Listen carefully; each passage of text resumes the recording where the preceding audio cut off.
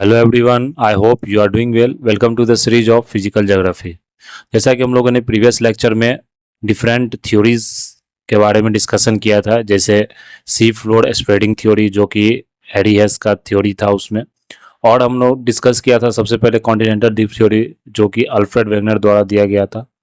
और नेक्स्ट जो हमारा थ्योरी था जो सबसे इंपॉर्टेंट था, प्लेट टेक्टोनिक थ्योरी। जो जितने भी आपको लिमिटेशंस या जितने भी जो क्रिटिसिजम्स आपको हमने देखा आप इसमें अल्फ्रेड वेगनर थ्योरी में, जो कि कॉन्टिनेंटल ड्रिफ्ट थ्योरी था, उसका जितना भी आपको थ्योरी का क्रिटिसिज्म था, जितना भी लिमिटेशन था, वो क्या हो गया, सब ओवरकम हो गया आपको किस थ्योरी में, प्लेट टेक्टोनिक थ्योरी में। तो तीनों थ्योरी हम लोगों ने अच्छे से डिस्कस कर लिया।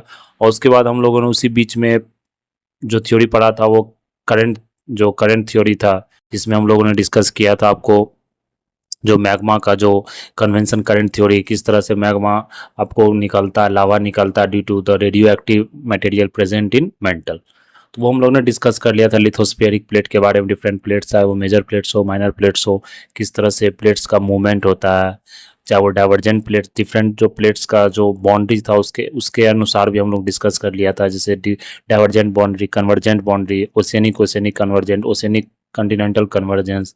डिफरेंट प्लेट बाउंड्रीज का जो कन्वर्जेंस डाइवर्जेंस था वो हम लोग डिस्कस कर लिया था। कौन कौन से लैंडफॉर्म्स आपको, कौन कौन से जो जोग्राफिकल फीचर्स उसके कारण आपको जो फीचर्स बना वो हम लोग डिस्कस कर लिया था। तो हमारा पूरा डिस्कशन वहाँ कंप्लीट हो चुका था। नेक्स्ट जो हमारा टॉपिक है आज का वो है geomorphic process, endogenic and exogenic process. तो ये उसी से रिलेटेड है जो हमने वहाँ पर सी फ्लोर स्प्रेडिंग देखा, या जो प्लेट टेक्टोनिक थ्योरी देखा। तो वहाँ पर मेनली जो थ्योरी बेसिस आपको किस पर था, वो एक बेसिस था किस पर, जो मैग्मा और लावा जो बाहर निकलता, तो उसी पर आपको इंडोजेनिक एक्सोजेनिक फोर्सेस डिपेंड होता है। इंडोजेनिक क्या हो गया कि जो आपको अर्थ क्रस्ट के अंदर जो मैग्मा, जो मेंटल के अंदर से जो मैग्मा, जो एस्थोनोस्फेयर से जो मैग्मा आपको राइज अप होता है, जो लावा के फॉर्म में आपको, फिर वो बाहर निकलता है, फिर वो डिफरेंट आपको फिजिकल फीचर्स का फॉर्म ले लेता है। जैसे या तो वो आइलैंड आर्क बन गया, नहीं तो वो मतलब ड्राई होने के बाद, कूल होने के बाद आपको लैंडफॉर्म्स का रूप ले लिया, नहीं तो ओशियनिक क्रस्ट का रूप ले लिया, या नहीं तो बोल सकते हैं कोई हिल का रूप ले लिया, जैसे हिमालयस हो गया, और डिफरेंट जो फीचर्स, जियोग्राफिकल फीचर्स। तो ये इसी का मतलब बोल सकते हैं by product endogenic exogenic forces है।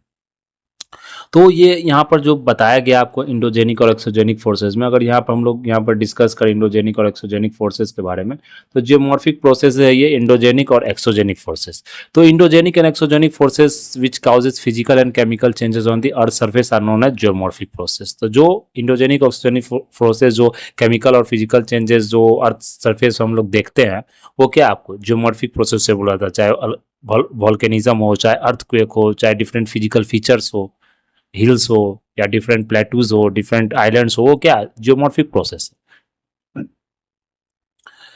तो ये था जियोमॉर्फिक एजेंट्स कौन होता है, जो इंडोजेनिक एक्सोजेनिक फोर्स में जो मतलब मदद करते हैं एजेंट्स। तो एजेंट्स क्या हो गया, जैसे मोबाइल मीडियम है, जो जैसे रनिंग वाटर हो गया, moving ice masses, glaciers, wind waves, currents हो गया, which removes transports and deposit earth material. तो ये जियोमॉर्फिक एजेंट्स है। जियोमॉर्फिक जो मूवमेंट्स होता है, large scale physical and chemical changes that take place on our surface due to geomorphic processes. अगर हम लोग यहाँ पर जो डिस्कस करें, जो अगर डिस्क्राइब करें हम लोग जियोमॉर्फिक प्रोसेस को, तो यहाँ पर आप देख सकते हैं जो डिफरेंट टाइप्स ऑफ फोर्सेस है। यहाँ सही से मतलब फिगर पता नहीं चल रहा है, लेकिन अगर आप देखें तो यहाँ पर क्या ये फोर्सेज है आपको, ये कौन सा आपको इंडोजेनेटिक है, ये कौन सा है एक्सोजेनेटिक है। तो एक्सोजेनेटिक फोर्सेज और इंडोजेनेटिक फोर्सेज हम लोग क्या किए, इसको आपको डिफ्रेंशिएट किए हम लोग यहाँ पर, इंडोजेनेटिक एक्सोजेनेटिक। फिर अगर इंडोजेनिक फोर्स का देखें तो ये क्या आपको स्लो प्रोसेस है, स्लो फोर्सेस को बोला जाता है। ये आपको क्या हो गया, स्लो फोर्सेस, और एक हो गया सडन फोर्सेस, जैसे वोल्केनिज्म सडन फोर्सेस हो गया। स्लो फोर्सेस क्या हो गया, डिफरेंट जो मैग्मा निकलना, चाहे ओसेनिक क्रस्ट में, तो वो क्या हो गया स्लो फोर्स है। सडन फोर्स हो गया एकाएक मैग्मा निकलना, जैसे कि आप ये देखते होंगे जो क्रेटर का फॉर्म होता है, या डिफरेंट कैल्डेरा और डिफरेंट वॉल्केनिज्म का हम टाइप पढ़ेंगे, एसिडिक वॉल्केनिक, बेसिक वॉल्केनिक, तो वहाँ देखेंगे सडन एक फोर्स निकलता है, एक स्लो फोर्सेस के रूप में भी निकलता है, तो सडन हो गया। फिर अगर एक्सोजेनिक का बात करें यहाँ पर, तो ये यहाँ किस पर डिपेंड होता है, प्रेशर पर। क्योंकि एक्सोजेनिक क्या हो गया कि जो ऊपर से आपको फोर्स लगाता है, ये आधा तो प्रेशर पड़ रहा है या टेम्परेचर के कारण जो डेनुरेशन हो रहा है या वेदरिंग प्रोसेस हो रहा है, वो क्या एक्सोजेनिक फोर्सेस होता है, या ह्यूमिडिटी के कारण। तो ये डिफरेंट हम लोग आगे अच्छे से डिस्कस करेंगे। फिर स्लो प्रोसेस में हाइपीरोजेनिक प्रोसेस हो गया, ऑरोग्राफिक हो गया, फिर ये अर्थक्वेक हो गया। ये क्या अर्थक्वेक है, अर्थक्वेक, ये क्या है, वोल्केनो है।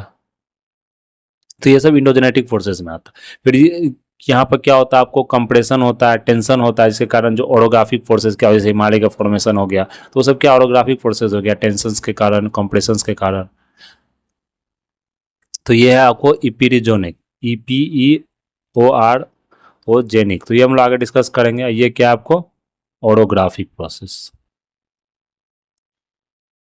तो ये है आपको different types of exogenic and endogenic forces. अगर हम लोग इंडोजेनिक फोर्सेस की बात करते हैं, endogenic forces are the internal forces that are responsible for the formation of new undulations on the surface of the earth. Since they create new landforms, they are also called forces of construction. तो नया landforms आपको यहाँ पर बनता है, इसके कारण क्या हो गया, इंडोजेनिक ये फोर्सेस आपको फोर्सेस ऑफ कंस्ट्रक्शन ही बोला जाता है, कंस्ट्रक्टिव फोर्सेस। तो ये रिजल्ट किसके कारण ये आपको इंडोजेनिक फोर्सेस जो निकलता है, ये कन्वेंशनल करंट जो हम लोग डिस्कस किया, आर्थर होम्स का कन्वेंशनल करंट, जो कि मेंटल में आपको फॉर्म होता है। The sources of this heat is primordial heat of the interior and the radioactive decay all elements. जो रेडियो एक्टिव एलिमेंट्स होता है उसका डीके होने के कारण क्या होता है, एक आपको हीट जनरेट होता है, जो थर्मल हीट डिफरेंस होता है उसके कारण क्या होता है, करंट जनरेट होता है, कन्वेंशनल करंट। वही आपको क्या करता है, लावा को फ्लो करने में, मेंटल को मूव करने में आपको मदद करता है। तो ये हम लोग ने डिस्कस किया था प्लेट टेक्टोनिक्स थ्योरी में। वो उससे हम स्लो फोर्स और सडन फोर्सेस डिफाइन करते हैं। जैसे स्लो फोर्स है two types, epeirogenic and orographic. तो इपिरोजेनिक फोर्सेस क्या हो गया, this forces act vertically and leads up to the warping and down warping of the continents. जैसे जो लार्ज कॉन्टिनेंटल मास है उसको या तो आप अपवर्ड पुश करें या डाउनवर्ड पुश करते, ये क्या हो गया, इपिरोजेनिक फोर्सेस हो गया, स्लो फोर्सेस हो गया। ये आपको मतलब जल्दी महसूस नहीं होगा। लेकिन ओरोजेनिक फोर्सेस सडन फोर्सेस है, वोल्केनिज्म हो गया, अर्थक्वेक हो गया, क्या हो गया आपको, ओरोजेनिक फोर्सेस हो गया। फिर एक्सोजेनिक फोर्सेस की बात करें, जैसे एक्सोजेनिक फोर्सेस क्या होता है, जो एक्सटर्नल फोर्सेस, जो प्रेशर, टेम्परेचर और ह्यूमिडिटी पर डिपेंड होता है। तो ये आपको जैसे इंडोजेनिक फोर्सेस जो फिजिकल फीचर्स आपको डेवलप होता है, उसी को क्या करता है, ये वेदरिंग प्रोसेस के थ्रू, मास वेस्टिंग के थ्रू, इरोजन और डिकम्पोजिशन के थ्रू क्या करता है, वो उसे एक नया फीचर्स में कन्वर्ट कर देता है। तो ये इंडोजेनिक एक्सोजेनिक फिर क्या होता है, दोनों एक दूसरे से काम करता है, तो इक्विलिब्रियम मेंटेन होता है। फिर वो मास में कन्वर्ट कर दिया, फिर वो मेटामॉर्फिक रॉक्स हो गया, फिर वो नीचे आ गया, फिर इग्नियस बन गया। तो उस तरह से ये प्रोसेस आपको चलता रहता है। तो ये हो गया जैसे इंडोजेनिक प्रोसेस और इपिरोजेनिक एंड ओरोजेनिक में अगर डिफरेंस देखें तो यहाँ हम लोग देख लिया, जो इपिरोजेनिक ओरोजेनिक क्या होता है, जो एक्सटर्नल दोनों फोर्सेज होता है, इपिरोजेनिक ये स्लो होता है, ये सडन होता है, हम लोग डिस्कस कर लिया। फिर अगर हम लोग यहाँ पर अगर देखें तो ये सब उतना डिटेल में आपको जानने की जरूरत नहीं है। इंडोजेनिक फोर्स हम लोग देख लिया। फिर diastrophism and sudden movements, different जो फोर्सेज होता है। डायस्ट्रोफिज्म क्या हो गया, इधर जनरल टर्म जो स्लो बेंडिंग, फोल्डिंग, रैपिंग और फैक्चिंग को यहाँ जो जनरल टर्म यूज किया था डायस्ट्रोफिज्म। तो ये हम लोग यहाँ पर इतना ये इंपॉर्टेंट नहीं, मेनली जो इंपॉर्टेंट यहाँ पर डिफरेंट फिजिकल फीचर्स है वो हम लोग यहाँ पर देखेंगे। आपको अर्थक्वेक्स हमने डिस्कस कर लिया था टॉपिक्स में अच्छे से, जिसमें कि हम लोग primary wave, secondary wave, body waves, आपको सरफेस वेव डिस्कस कर लिया था। वो यही टॉपिक है, मतलब जो आपको इंडोजेनिक फोर्सेज होता है उसी का क्या है, टाइप है। तो यहाँ पर डिस्कस करने की कोई जरूरत नहीं है। और वोल्केनोस देखकर ये हम लोग डिस्कस नहीं किए, आगे हम लोग अच्छे से डिस्कस करेंगे। लेकिन अगर सिंपली समझे तो ये क्या, include the movement of molten rock, जो मैग्मा आपको बाहर निकलता है सरफेस पर, and also the formation of many intrusive and extrusive volcanic forms.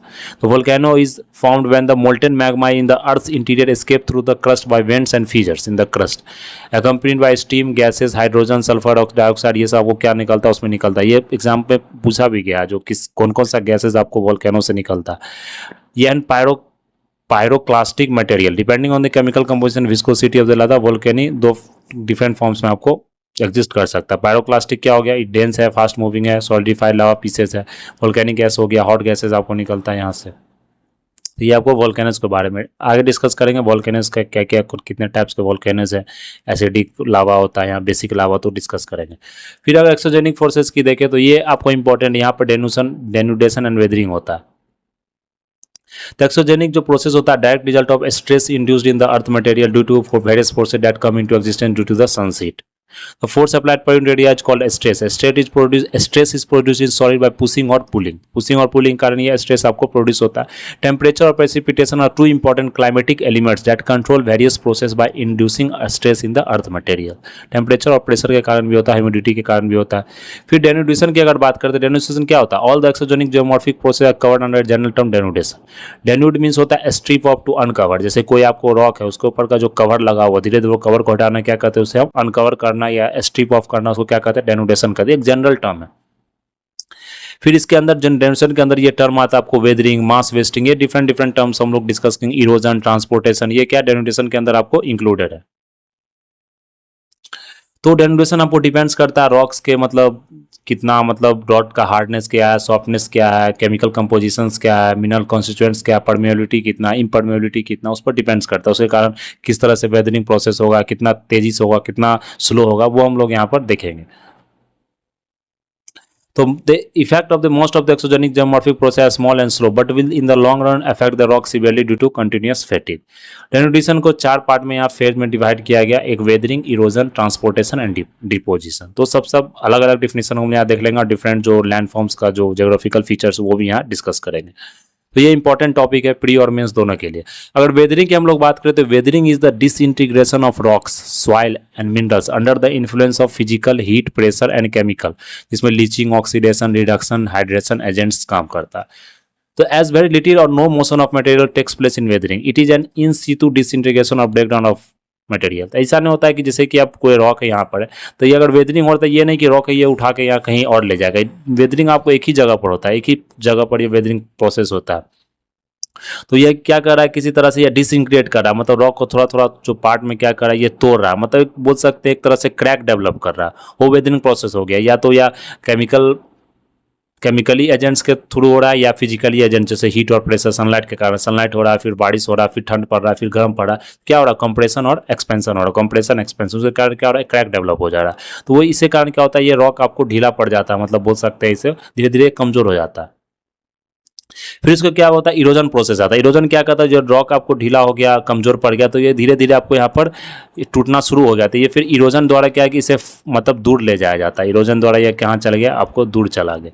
तो यह they are weather material is carried farther away by erosion. तो three major groups of weathering process, physical में वेदरिंग भी होता है, केमिकल और biological. तो physical क्या हो गया, जो जिसमें हम लोग सनलाइट, हीट का यूज़ होता है, जिसमें आपको प्रेशर का यूज होता है, तो वो फिजिकल वेदरिंग हो गया। जैसे टेम्परेचर के कारण हो गया, फ्रीज हो गया, फिर साइकिल वेट ड्राई साइकिल हो गया, क्रिस्टलाइजेशन हो गया, एनिमल्स और प्लांट एक्टिविटी, ये सब कारण का इसको फिजिकल वेदरिंग कहते हैं। तो ये हो गया। फिर एक्सफोलिएशन देखते हैं। एक्सफोलिएशन क्या होता है, मतलब जो सीड्स, रॉक का जो सीड्स जो ब्रेक होता है, एक्सपोज रॉक्स का फ्रैक्चर्स, उसको हम क्या कहते हैं, एक्सफोलिएशन का। एक्सफोलिएशन में क्या हो गया, जो मतलब जो फॉलिएशन में इसका तो सीट है, सीट का क्या हो गया, निकलना हो गया। तो रॉक्स में से जो आपको सीड्स निकलते हैं, जैसे रॉक्स हो गया, उस पर से मतलब आपको यहाँ पर वेदरिंग होते होते ये रॉक मतलब कमजोर होते होते क्या हो गया, ऊपर से एक सीट डेवलप हो गया। सीट का निकलना इसे हम एक्सफोलिएशन कहते हैं। तो इसे क्या कहते हैं, सीटिंग भी बोला जाता है। तो थर्मल स्ट्रेस के कारण और डिफरेंट जो टेम्परेचर प्रेशर का इफेक्ट के कारण क्या होता है, ये आपको एक्सफोलिएशन प्रोसेस होता है। तो यहाँ देख सकते हैं किस तरह से ये सीट डेवलप हो गया। देखते होंगे रॉक पर ये सीट डेवलप हो जाता है, कभी कभी यही बड़ा चट्टान जो नीचे गिर जाता है, लैंड स्लाइडिंग का भी केस हो जाता है आपको। तो इस तरह से ये आपको एक्सफोलिएशन, ये मतलब अगर बड़ा फॉर्म में ये हो रहा है, अगर छोटा फॉर्म में आप देखें तो आप देख सकते हैं मतलब मिट्टी भी रखा तो उस पर क्या एक लेयर जम गया, एक लेयर, फिर एक लेयर आपको बाहर निकल गया, तो एक्सफोलिएशन हो गया। लेकिन अगर बड़ा मतलब फॉर्म में उसे देखें तो एक बड़ा लैंडस्लाइड का भी रूप ले सकता है। फिर आपको ग्रेनुअल डिसइंटीग्रेशन होता है, जहाँ पर कोर्स ग्रेन के रूप में, मतलब छोटा छोटा और रॉक के रूप में क्या होता है, वो आपको डिसइंटीग्रेट होता है। तो जैसे डार्क कलर मिनरल्स ये ज़्यादा आपको हीट एब्जॉर्ब करता है लाइट कलर मिनरल से, तो यहाँ पर आपको ज़्यादा देखेंगे जो ग्रेन के रूप में डेवलप होता है, फिर यहाँ पर ज़्यादा डिसइंटीग्रेशन होता है। तो यहाँ देख सकते हैं छोटा छोटा ग्रेनुअल्स के रूप में क्या हो गया, डिसइंटीग्रेट हो गया। फिर फ्रॉस्ट वेदरिंग हो गया। फ्रॉस्ट वेदरिंग क्या है, during the warm season the water penetrates the poor space और फ्रैक्चर्स इन रॉक्स। तो क्या होता है कि जैसे गर्म गर्म गर्म ग्रीष्म ऋतु है, तो उसमें क्या होता है कि वाटर धीरे धीरे बारिश के कारण पेनिट्रेट्स होता है पोर्स में, जो छोटा छोटा छिद्र और फ्रैक्चर्स जो रॉक्स में आपको होता है, उसमें क्या होता है, पेनिट्रेट्स होता है। फिर कोल्ड सीजन में क्या हो गया कि फ्रीज हो गया आइस में, फिर आपको वॉल्यूम एक्सपेंड कर गया, फिर एक्सट्रीम टेंडेंस प्रेशर के कारण वॉल्यूम एक्सपेंड किया, फिर कंप्रेस किया। तो उसके क्या कारण होता है, पोर्स के क्रैक्स रॉक्स में डेवलप हो जाता है। तो क्रॉक्स डेवलप होने के कारण frost weathering is the collective name for several process where ice is present. जहाँ पर आइस के कारण ये जो वेदरिंग होता है उसे हम लोग फ्रॉस्ट वेदरिंग कहते हैं। Frost shattering, Frost waging, fresh thaw weathering, तो इतना डीप नहीं जाना। फ्रॉस्ट वेदरिंग क्या होता है, ये आइस के कारण जो प्रोसेस होता है इसे हम फ्रॉस्ट वेदरिंग करते हैं। यहाँ देख सकते हैं आप वाटर है, फिर ये आपको क्या हुआ, फ्रीज हो गया, तो फिर इसका एक्सपेंशन हुआ, फिर कॉम्प्रेशन हुआ, तो यहाँ पर फ्रॉस्ट वेदरिंग हुआ। जैसे यहाँ फ्रॉस्ट वेजिंग देख सकते हैं, क्रैक डेवलप हो गया, फिर ये ब्रेक हो गया आपको। सेटरिंग क्या होगा, सेटरिंग में टूटना होता है, जैसे कुछ भी चीज सेटर कर जैसे ग्लास ही टूट रहा है तो क्या सेटरिंग हो गया। ये भी आपको वीक जोन्स के कारण due to different pressure heat temperature के कारण क्या हो रहा है, धीरे धीरे आपको अलग अलग रॉक में डेवलप हो जा रहा है। इसे क्या कहते हैं, हम सेटरिंग कहते हैं। Block separation, freeze thaw weathering. फिर ये हो गया साल्ट वेदरिंग। ये साल्ट के कारण होता है जो सलाइन सॉल्यूशन सीप इनटू क्रैक्स, जो मतलब सलाइन वाटर अगर आपको क्रैक्स डेवलप है या किसी तरह का पोर्स है उसके अंदर चला गया तो फिर ये धीरे इवेपोरेट होता है, इवेपोरेट हुआ फिर वो खाली जगह छूट गया, फिर वहाँ गया फिर इवेपोरेट हुआ, तो कंप्रेशन और कॉन्ट्रैक्शन और एक्सपेंशन आपको होते रहता है। उसी कारण क्या होता है कि धीरे धीरे फिर वो वेदर होने लगता है, कमज़ोर होने लगता है और वो फिर से जाके इरोजन हुआ, डिकम्पोजिशन हुआ, डिपोजिशन हुआ वो। तो salt crystal expands during the crystallization process and also when they are subjected to above the normal temperature. The expansion in near surface pores cause splitting of the individual grains within the rocks. Salt weathering is normally associated with arid climates where a strong heating causes a strong evaporation and crystallization. तो ये salt weathering आप देख सकते हैं। फिर role of physical weathering क्या होता है, reduces rock material to smaller fragment that are easier to transport. क्या होता है, अगर जैसे कोई भी एक बड़ा रॉक है तो उसे ट्रांसपोर्ट करने में बहुत दिक्कत हो, कोई भी अगर जैसे रिवर का पानी आ रहा है या पहाड़ से पानी गिर रहा है तो ये आपको रॉक को तो डायरेक्ट यहाँ ट्रांसपोर्ट नहीं कर सकता, लेकिन अगर यही रॉक छोटा छोटा पार्ट में अगर आपको टूट रहा है वेदिंग प्रोसेस से, फिजिकल वेदरिंग या केमिकल बायोलॉजिकल वेदरिंग से, तो क्या होगा, ट्रांसपोर्ट करने में वो आसान होगा, तो फिर वो जाके आपको क्या होगा वहाँ पर डिपोजिशन होगा। तो ये आपको प्रोसेस क्या कर देता है, आसान कर देता है ट्रांसपोर्ट करने के लिए। फिर उसी तरह केमिकल वेदरिंग क्या हो गया, जैसे केमिकल का डिकम्पोजिशन हो गया उसके अंदर, फिर वहाँ कुछ रिएक्शंस हो गया, जैसे आपको जो बोल सकते हैं जैसे लाइम स्टोन्स के बारे में बात करें तो उस तरह से कुछ कुछ यहाँ पर आपको वेदरिंग होता है। एसिड्स प्रोड्यूस हो गया, माइक्रोबियल प्लांट रूट मेटाबॉलिज्म, इसके कारण क्या होता है, केमिकल रिएक्शंस होता है, जैसे आप देख सकते हैं बहुत सारे सिलिका हो गया, आपको पोटासियम मैग्नीशियम, इस तरह से मतलब उसके एक्सपेंशन कॉम्प्रेशन होने के कारण आपको ये वेदरिंग होता है। जैसे water plus carbon dioxide plus calcite calcium आइड बाई कार्बोनेटाइड डिजॉल्व हो जाता है, फिर क्या होता है वो आपको एक तरह से लाइम का फॉर्मेशन हो जाता है। तो ये डिफरेंट, ये इतना डिटेल में नहीं जाना, इस तरह से आपको मतलब मेनली केमिकल का यूज होकर मतलब मेनली केमिकल के फॉर्म में वो वेदरिंग होता है, उसे हम लोग केमिकल वेदरिंग बोलते हैं। तो यहाँ देख सकते हैं किस तरह से केमिकल वेदरिंग हो। देखते हैं कोई भी अगर मूर्ति भी आप देख रहे हैं तो उसे क्या किया जाता है, उसे मतलब पॉलिश किया जाता है समय समय पर, नहीं तो देखते हैं कि केमिकल रिएक्शंस के कारण चाहे वो हीट का या टेम्परेचर या प्रेशर्स बोल सकते हैं, नहीं तो फिर आप जिस तरह के केमिकल का कुछ रिएक्शंस हो गया, क्योंकि एटमॉस्फेयर में प्रेजेंट होता है केमिकल्स, तो वो रिएक्ट करते देख रहे हैं किस तरह से या वेदरिंग प्रोसेस शुरू हो जाता है। तो केमिकल वेदरिंग यही हो, जैसे हाइड्रोलाइसिस हो गया, ऑक्सीडेशन हो गया, एसिड रिएक्शंस हो गया, तो ये आपको केमिकल वेदरिंग है। फिर नेक्स्ट है आपको बायोलॉजिकल वेदरिंग। तो बायोलॉजिकल वेदरिंग क्या हो गया, ये प्लांट्स एनिमल्स और माइक्रोब्स के द्वारा जो वेदरिंग प्रोसेस होता है, डिसइंटीग्रेशन होता है, उसे हम लोग क्या कहते हैं, biological weathering. It can occur due to physical stage like in case of penetration of plants roots, जैसे प्लांट रूट्स आपको होगा, जैसे कि प्लांट्स रूट्स है आपको, या आपको क्या हो गया कि जो रॉक है उसमें रॉक में पेनिट्रेट कर गया डीप, तो रॉक में पेनिट्रेट कर गया डीप तो क्या होगा, यहाँ पर क्रैक डेवलप हो गया, तो इसी तरह से क्या होगा, फिर ये इरोजन होगा, फिर डिपोजिशन होगा, डिसइंटीग्रेशन होगा। तो ये इसी तरह से प्रोसेस ये आपको चलते रहता है। जैसे हम लोग देखते हैं केमिकल चेंजेस जैसे लीचेंस के द्वारा, वर्म्स के द्वारा, इस तरह से किया जाता है। जैसे आप पीपल का पेड़ भी देखते होंगे, वो क्या होता है, घर में भी देखते होंगे, छत पर आपको निकल गया, जड़ कहीं है मतलब पेड़ कहीं है लेकिन उसका जड़ आपको यहाँ भी देखने को मिलेगा, छत पर भी देखने को मिलेगा। ये देखते होंगे वहाँ पहाड़ पर जैसे कोई पेड़ उग गया तो क्या होता है, पूरा पहाड़ को वो फाड़ देता है। तो इस तरह से ये आपको वेदरिंग प्रोसेस होती है, ये बायोलॉजिकल वेदरिंग होती है। यहाँ देख सकते हैं जो यहाँ पर दिया हुआ फिगर। फिर नेक्स्ट है आपको मास वेस्टिंग। मास वेस्टिंग क्या होता है, also known as slope movement, mass movement. Mass wasting हम लोगों ने कहा जैसे लैंडस्लाइड्स हो गया, तो क्या हो गया, मास मतलब जितना आपको वेस्ट जनरेट हुआ या जितना वेस्ट जनरेट नहीं हुआ, मतलब जितना बड़ा एक वेदरिंग प्रोसेस हुआ और वो पूरा एक स्लाइड के रूप में पूरा नीचे गिर गया, तो उसे मास वेस्टिंग बोला। जैसे स्लोप मूवमेंट और mass movement is the geomorphic process by which soil sand regolith and rock move down slope typically as a mass largely under the force of gravity but frequently affected by water and water content as in submarine environment and mud flow। तो मतलब बहुत large number में मतलब due to gravity force के कारण उतना भार वो ऊपर नहीं संभाल पा रहा, तो वो क्या हो रहा, नीचे गिर जा रहा, क्योंकि वेदर होने के कारण क्या हो रहा, कमजोर पड़ रहा, लेकिन वो डिसइंटीग्रेट होकर बहुत बड़ा एक स्लैब क्रिएट हो गया, एक मतलब जैसे जैसे बोलते हैं ना लैंडस्लाइड हो गया, कहीं एवलांचेज हो गया, आइस बहुत ज़्यादा नीचे गिर गया, उसी तरह क्या होता है, ये मास वेस्टिंग आपको होता है। तो ये मास वेस्टिंग था आपको।